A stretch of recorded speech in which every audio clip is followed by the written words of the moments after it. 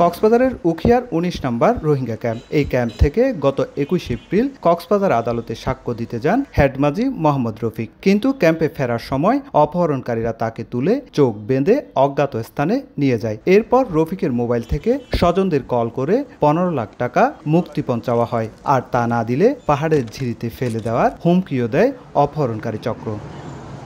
অপহৃত হেডমাজিকে উদ্ধার করতে বুধবার সকালে কক্সবাজারের দুর্গম দরিয়ানগর পাহাড়ি এলাকায় অভিযান শুরু করে র্যাব। এক পর্যায়ে র্যাবের অবস্থান টের পেয়ে আস্তানা থেকে অপহরণকারী চক্রের বেশ কয়েকজন সদস্য পালিয়ে গেলেও এর মূল হোতা শাহ আলমকে গ্রেপ্তার করে র্যাব, আর অক্ষত অবস্থায় উদ্ধার করা হয় ক্যাম্পের হেডমাজি মোহাম্মদ রফিককে। ১, ২, ৩ ঢাকায় জমি জিতে নিন ১০০% ক্যাশব্যাক সহ ২০ কোটি টাকার পুরস্কার।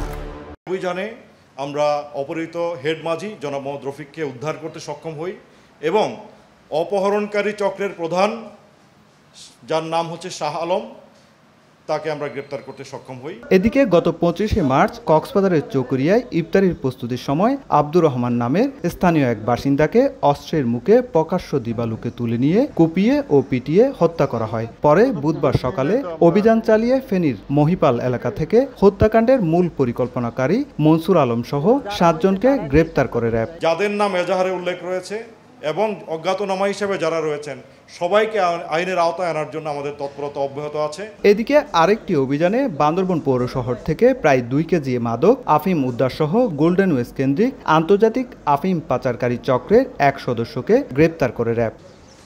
সুজাউদ্দিন রুবেল, সময় সংবাদ, কক্সবাজার।